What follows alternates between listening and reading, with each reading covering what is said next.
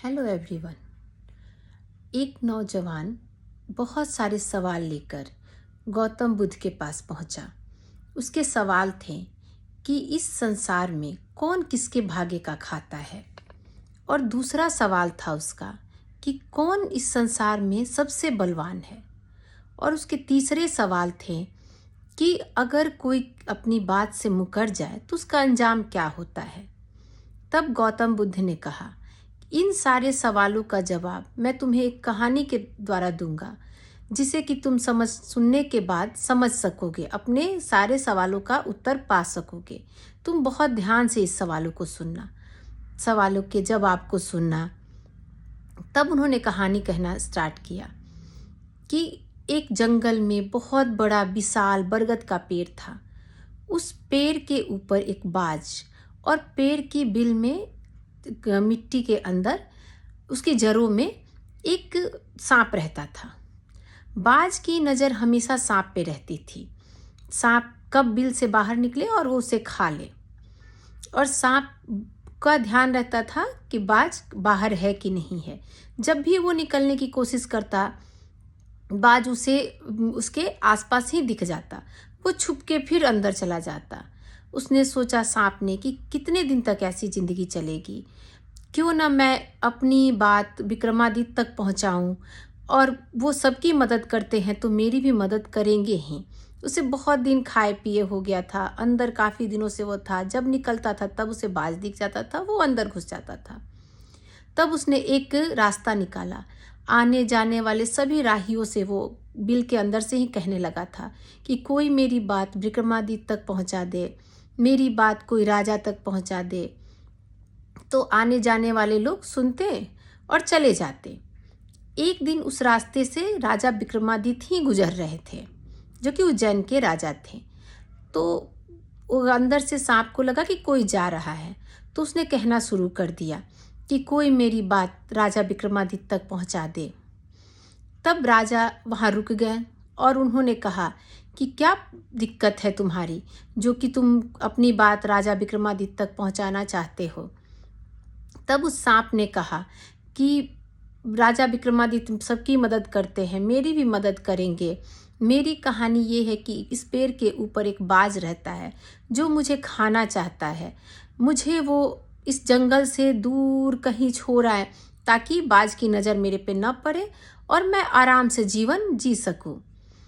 तब विक्रमादित्य ने कहा कि मैं ही विक्रमादित्य राजा हूँ, आप बताइए मैं आपके लिए क्या करूं, बाहर निकलिए, मैं आपको रख के आता हूं कहीं दूर जंगल में। तब उस सांप ने कहा कि नहीं राजा, अगर आप कहीं भी राजन लेके जाएंगे तो वो बाज मेरे पे नज़र रखे हुए है, वो मुझे देख लेगा और आपके जाने के बाद वो मुझे खा जाएगा। आप कोई ऐसा उपाय निकालें जिससे वो मुझे देख ना पाए। फिर सांप ने ही सुझाव दिया कि आप मुझे अपने पेट के अंदर रख ले और मुझे जंगल में छोड़ आए। राजा तैयार हो गए और सांप को अपने पेट के अंदर में रख लिया। जंगल से बहुत दूर दूसरे जंगल में लेके गए। वहाँ उन्होंने सांप से कहा कि अब आप बाहर निकलिए और मेरे पेट में से आप बहुत सुरक्षित जगह पे आ गए हैं। तब उस सांप के मन में विचार आया कि अब मैं यहीं रहूँगा, और उसने कहा कि नहीं, अब मैं आपके पेट से बाहर नहीं निकलूँगा, मैं आपके पेट के अंदर ही रहूँगा। तब राजा ने कहा कि आपने तो कहा था कि आप जंगल में दूर चले जाएंगे तो आप बाहर निकल जाएंगे। तब उसने सांप ने कहा कि नहीं, मुझे आपके पेट से ज़्यादा अच्छी जगह कहीं नहीं लग रही है, मुझे आपके पेट में बहुत अच्छा लग रहा है, मैं यहीं रहूँगा। अब राजा के पास तो कोई उपाय नहीं था। उन्होंने कहा तो बहुत दुष्ट सांप निकला, अब मैं क्या करूँ। राजा उसके जहर से धीरे धीरे प्रभावित होने लगे और उन्हें कोढ़ फूट गया, पूरे बॉडी में कोढ़ हो गया। अब वो अपने राज्य में भी नहीं जा सकते थे। इस हालत में वो राज्य में कैसे जाते। तो एक पेड़ के नीचे एक कुटिया बना के रहने लगे और धीरे धीरे उनका पूरा शरीर सड़ने लगा। तब उनकी देखभाल कोई करने वाला था नहीं और वैसे ही स्थिति में वो अपना जीवन यापन कर रहे थे। तभी पड़ोस के राजा ताम्रध्वज अपनी 3 बेटियों से उनकी शादी के लिए प्रस्ताव लेके आए। 3 बेटियों की शादी करना चाहते थे, लेकिन तभी उन्होंने अपनी बेटियों से पूछा कि तुम किसके हिस्से की खाती हो। तब उन्होंने कहा कि 2 बेटियों ने तो डर से कहा कि मैं आपके हिस्से की खाती हूँ, लेकिन एक बेटी जो चित्रलेखा थी वो उसने कहा कि नहीं, मैं अपने हिस्से की खाती हूँ। तब ताम्रध्वज बहुत गुस्सा हुए और उन दोनों बेटियों की शादी राजा के घर में कर दिए और इसको बोला कि अपने सैनिकों से कि जाओ कहीं इसे किसी गरीब से शादी कर दो, ये अपने हिस्से का खाती है तो देखते हैं कैसे खाती है ये। सैनिक गए जंगल में और ढूंढने लगे तो उन्हें वो राजा विक्रमादित्य कोढ़ के रूप में दिखे। उन्हें लगा कि इससे बढ़िया वर कौन सा होगा जो कि अपना पड़ा हुआ है और इससे दुख तो ज़्यादा दे नहीं सकते चित्रलेखा को, ये बहुत दुखी रहेगी क्योंकि उसने कह दिया था कि वो अपने हिस्से का खाती है, अपने भाग्य का खाती है। तो राजा बहुत गुस्से थे, तो जितना बुरा हो सके उतना बुरा उसका शादी करना चाहते थे। तो उन्होंने उसकी शादी उस कोढ़ी व्यक्ति से कर दी क्योंकि उन्हें पता नहीं था कि ये राजा है। चित्रलेखा अपने भाग्य को स्वीकार कर और उनकी राजा की सेवा करने लगी। राजा की सेवा करते करते उससे एक दिन जो उनके राजा के पेट में सांप था, उसके बगल में ही एक पेड़ थी, जहाँ राजा रहते थे वहाँ एक पेड़ थी, पेड़ के अंदर भी एक सांप रहता था। तो वो रात में एक दिन निकल के आया और बोला कि तू कितना दुष्ट है, तुझे राजा ने दूर कहीं छोड़ा, तेरी इतनी मदद की और तू उन्हें ही कोढ़ बना के रखे हुए है, तू उनके पेट से निकलता क्यों नहीं है। अगर कोई मेरी बात सुन रहा है तो तुम्हारे मरने का मैं उपाय बता देता हूँ। तो उस दूसरे सांप ने कहा, जो पेड़ के बिल में रहता था, तो उसने कहा, जड़ों में रहता था, उसने कहा कि अगर कोई गंगा जल राजा को पिला दे तो ये सांप मर जाएगा और मल के द्वारा बाहर निकल जाएगा, 100 टुकड़े हो जाएंगे और ये मल के द्वारा बाहर निकल जाएगा। तब उस सांप ने भी कहा, जो पेट में था, कि तू भी तो बहुत दुष्ट है, इतने सारे खजाने लेके बैठे हुए हो, जहाँ तुम हो इतने सारे खजाने हैं, कितने लोगों की भलाई हो जाती है उस खजाने से, और तुम उस पे कुंडली मार के बैठे हुए हो। अगर कोई सुन रहा है तो मैं भी उपाय बताता हूँ तुम्हारे मरने का। पीपा तेल गरम करके कोई तुम्हारे बिल में डाल दे तो तू भी मर जाएगा और बहुत सारे खजाने लोगों को मिल जाएंगे। दोनों की बातें चित्रलेखा सुन रही थी।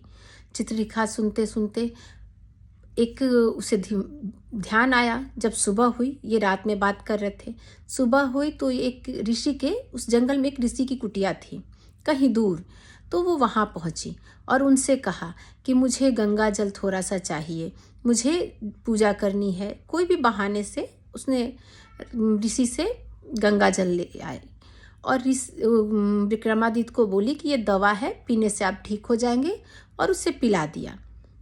जब विक्रमादित्य ने उसे पिया तो उस समय उसके पेट से वो सांप के 100 टुकड़े हो गए और मल के द्वारा वो निकल गया। फिर जब वो मल के द्वारा निकल गया तो सेवा करने के बाद विक्रमादित्य बिल्कुल सही हो गया। तब कहा विक्रमादित्य से चित्रलेखा ने कि महाराज, यहाँ इस पेड़ के नीचे बहुत बड़ा एक सांप है, उसको मारने के लिए मुझे पीपा तेल चाहिए, आप बाजार जाएं और तेल का पीपा लेते आएं। राजा जब तेल का पीपा लेते आए तो वो गरम करके उस पेड़ के जड़ों में डाल दिया गया। जब डाले तो वो सांप मर गया और रानी ने, चित्रलेखा ने सारा कुछ बता दिया था कि उसके अंदर खजाना है, आप उसके मरने के बाद अगर आप खोदोगे तो खजाना मिलेगा। तो राजा ने उसको निकालना शुरू किया, खोदना शुरू किया, तो बिल के अंदर से बहुत सारा खजाना निकला। खजाना निकलने के बाद चित्रलेखा ने कहा कि अब तो हमारे पास बहुत सारे पैसे हैं, अब यहाँ पे एक सुंदर सा महल बना दीजिए। मेरे पिताजी ने मुझे घर से निकाल दिया था, मैं कुटिया में जीवन यापन किया, अब मुझे यहाँ मेरे भाग्य का ये है, खजाना है, आप मुझे एक बड़ा सा महल बना दीजिए, मेरे पिताजी के राज्य से भी जो महल है, राजमहल, उससे भी बड़ा बना दीजिए। तब राजा ने कहा कि तुम्हें क्या ज़रूरत है यहाँ जंगल में घर बनाने की, मैं तो उज्जैन का राजा हूँ, मेरी बहुत बड़ी महल है, तुम वहाँ चल के रहो।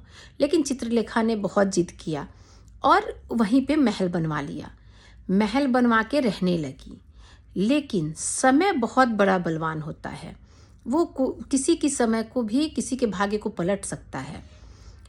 तभी ताम्रध्वज के राज्य पर किसी दुश्मन राजा ने अटैक कर दिया, आक्रमण कर दिया और ताम्रध्वज पराजित हो गए। पराजित होने के बाद अपने परिवार वाले और कुछ सैनिकों के साथ वो जंगल की ओर भागे। उसी जंगल में भागे जहाँ पे चित्रलेखा राजा विक्रमादित्य के साथ रहती थी। अब इन्हें लगा दूर से, जब वो आने लगे तो चित्रलेखा ने देख लिया अपने पिताजी को और उसे समझ में आ गया कि मेरे पिताजी हैं। जाके उन्हें लेके आई।